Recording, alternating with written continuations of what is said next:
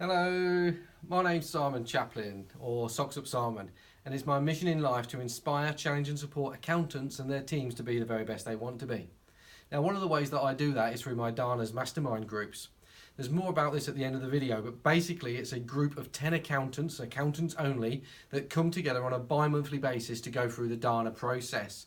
And it's the findings from the most recent one of those Dana meetings that I'm going to talk you through now. Now, we always start those days by looking at the actions that people set at the previous meeting and holding them accountable for achieving those actions and the implementation of the material that they learned.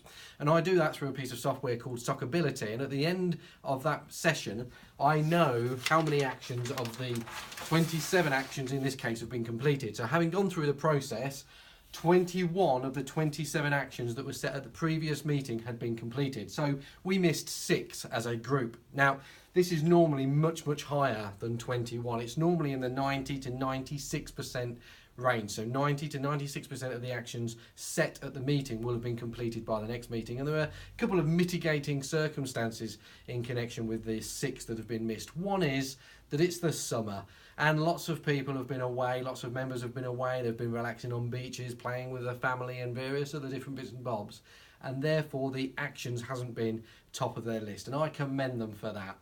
The second one is that one of the members has got married in the middle of August, so they've had all the run up to the wedding, they've then obviously had the wedding themselves, and then they've been away for 2 weeks on a honeymoon. And of course, when you get married and go through that process, actions completed aren't necessarily top of the list of things to do. So 21 out of 27 is not great. It's still better than what most people implement when they go away on a course, but it's not brilliant. But there are a couple of mitigating circumstances, as I've said. Now, of the 21 things that have been implemented, they can be summarised into 3 categories.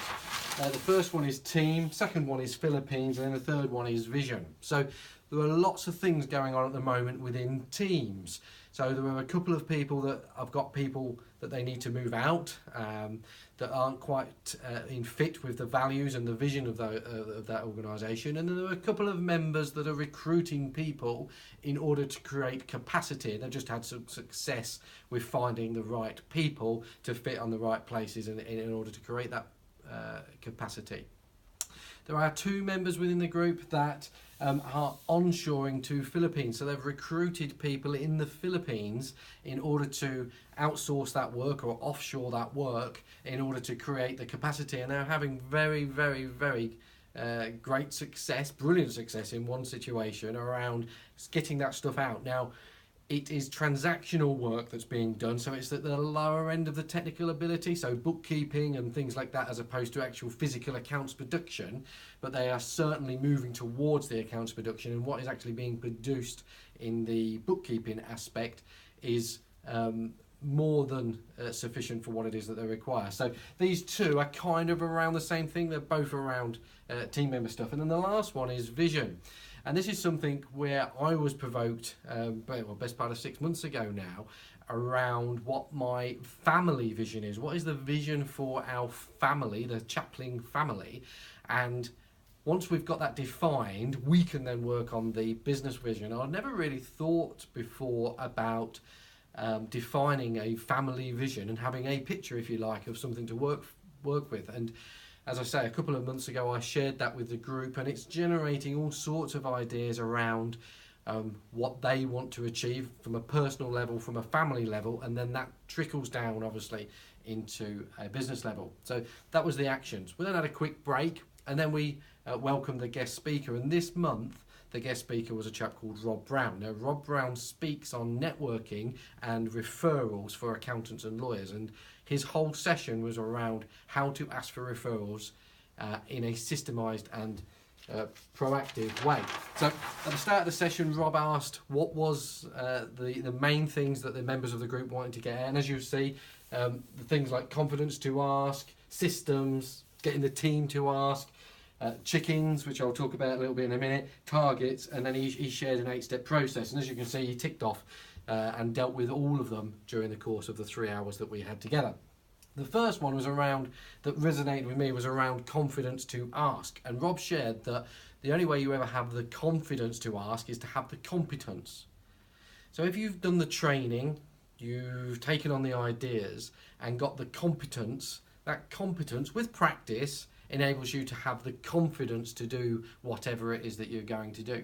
And then once you've got the confidence, you can then build in the consistency or the systems. So if referrals or anything, in fact, is something that you're currently struggling with, then ask yourself if you're competent, and then what you need to do in order to improve that competence in order for you to be confident. So that's the first thing that resonated with me from Rob.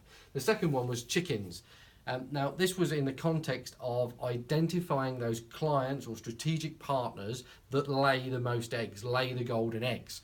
And Rob talked us through a process of identifying those chickens and then sorting them out into order, and then that's the point where we focus on those people. So instead of doing a scattergun approach where we ask everybody and anybody that we bump into, could they recommend us, we concentrate our time and resources on the ones that are likely to, or most likely to, recommend those customers to us. And there was a really great process that he talked you through that is well worth looking at. And then the final one is the 8 steps, and this resonated with me. There was 8 steps that Rob introduced us to in order to take us from not asking for a referral all the way through to the connect and convert stages of the referral process. And of those 8 stages, there were 3 that Greenstones, in my opinion, are already doing. So there was 5 areas where we could improve. The first area was the first step, and that's around seeding the referral. So asking permission to ask for the referral, which is something we don't do. Now, in my opinion, all team members can ask permission to ask for a referral because they're not actually asking for a referral. All they're doing is asking permission to ask for a referral. So if you've got team members that are struggling to ask for referrals, or indeed you're struggling yourself, because I know it's a bit of a daunting thing for lots of people, then just ask yourself, can I ask permission to ask for a referral? And even if you do not go on to ask for that referral in the future, at least you've got permission to ask as and when. That was Rob's session. Rob is fantastic on referrals. So after we'd finished with Rob, we then moved on to what we call best practice, or what I call best practice. Now, best practice are ideas that we've implemented or things that we've come across in the last couple of months that are having an impact on our practices.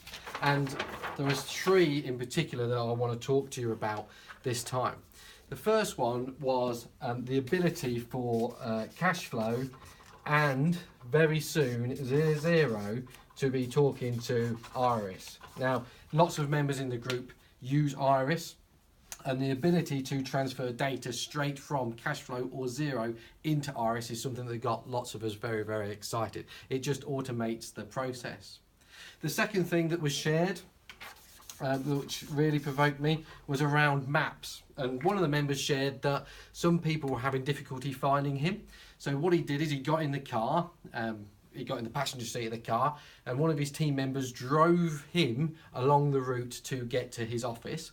And whilst he was on that route, he videoed it. He filmed the route and talked direction. So as you come up to the roundabout, you take the second right, turn left, etc, etc. What he then did is gave that video to his web developer. They put it up on his video. And in addition to that, there was a Google map which tracks out the route actually on the Google map. So his customers, as they're going to see him, can listen to the audio and see it moving on the map. So it's helped tremendously, and obviously it's a great wow factor. The final one that resonated with me was a process called Thriva.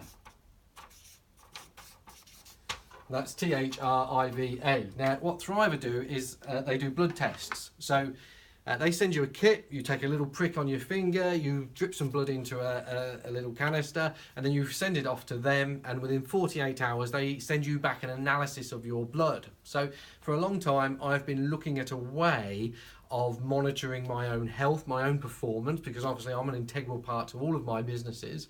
And if I know what my vital signs are doing, things like cholesterol and vitamin D and things like that, then I can take action and get instant feedback around whether I'm improving my health and therefore giving me more energy in the business. And it's 50 quid every quarter, so £200 a year to get 4 tests back to tell you how you're performing. And I thought it's a really interesting thing. So as well as having KPIs for your business, you can now also have KPIs for your personal for your personal self. So the three things that stood out for me was the integration of Cashflow and Xero into Iris, being able to have a video map in order to help your customers find you, and then Thriver, which enables you to have a body analysis. So after we looked at best practice, we then, as usual, went on to the hot seats. And the three hot seats that we covered this time talked around contingency plans for the practice, opening and running a second office, and then how to deal with difficult clients. And obviously the contents of those hot seats are confidential to the members of the group. But just to give you a feel for it, one of the two people wanted to focus on what would happen if they was ill, long-term ill, or worst case scenario, I suppose, is they got hit by a big red bus. So ask yourself, what would happen if you couldn't turn up to your practice tomorrow morning because you was ill or you'd been hit by a big red bus? What would happen? What do you need to now put in place in order to make the best effort around that for your family, your loved one, and your team members? The conversation around the second office was, how do you put values into that second office? So how can you develop the culture from the main office into the second office? And then the third one was around difficult clients and how challenging it is for us to be confrontational with clients. And basically the decision was at the end that you have to do something about it, otherwise they just drain your energy and away they go. So after we'd been through all of that content, we then sat down and set actions, and every single person in the room puts at least 3 actions onto Sockability. And that way I can then monitor whether they, during the course of the next 2 months, I can then monitor whether they are implementing those actions or not. It's a fantastic piece of software that holds everybody accountable to make sure that they're doing what they're doing. Now, if you would like to come along and experience Dana's for yourself, it's a massive day with massive value, and it's very difficult to get across what actually happens in this short video.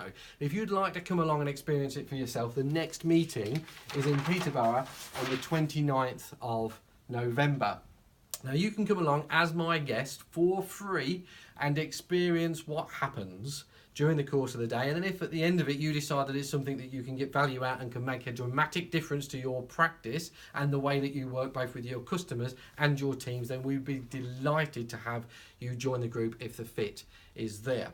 So if you'd like to come along or even discuss coming along on the 29th of November, all you need to do is email simon@socksupsimon.com or call me on 01733 372 682, and you'll find the telephone number either below or above depending on where you're watching this video, and I'll set up a meeting and we can have a cup of coffee or a chat over the telephone or Zoom or whatever in order to talk through how it may benefit you and you may benefit the group. So if you would love to explore how it might work for you, then just email me on simon@socksupsimon.com or give me a call on 01733 372 682.